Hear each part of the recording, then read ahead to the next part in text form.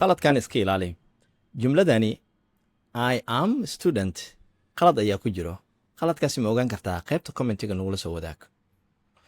waa mar kale iyo barnaamijkeenii 1 minute and 1 English lesson. 1 daqiiqo iyo 1 cashir oo English ah. Cashirkeena waa inoo bilowday. Luqadda Englishku waxay leedahay wax la dhaho articles ayay leedahay. Article a ama article an ayay leedahay.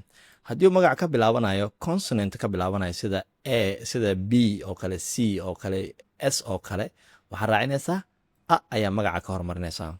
haddii uu vowel ka bilaabanayo sida a iyo ama e oo kale waxaa raacinaysaa an ayaa raacinaysaa. tusaale marka waxaa leedahay a student, a book, a teacher iyo wixii la midka ayaa leedahay. haddii uu article yahayna waxaa leedahay an engineer, an ant, an elephant iyo wixii la mid ayaa leedahay. marka jumladani aan kor ku soo sheegnay qaabkeeda saxda waxa weeyaan I am a student, article ayaa ka maqan. qaladkaasi ardaydu aad bay u galaan. adiga hadda ka hor ma gashay qaybta commentiga waa nagula soo wadaagi karaysaa. waxaa kaloo isticmaali karaysaa he is an engineer haddii magacaada oo article oo ka bilaabanayo vowel ka bilaabanayo. waxaan filayaa cashirkaasi inaad si fiican u fahanteen.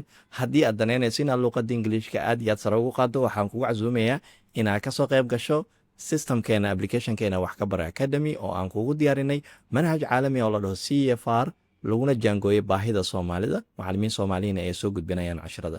waxaa intaas ku dheer waxaad helaysaa community arday sida adigoo kale adina wax isla baranaysaan oo isdhiiri gelinaysaan. marnaba cidla ma dareemi doontid inta applicationka ku jirtid.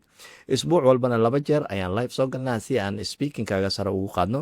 applicationkan isticmaalkiisu aad iyo aad buu u fudud yahay. linkiga hoose iska soo diiwaangeli kama shalaayi doontid. والسلام عليكم.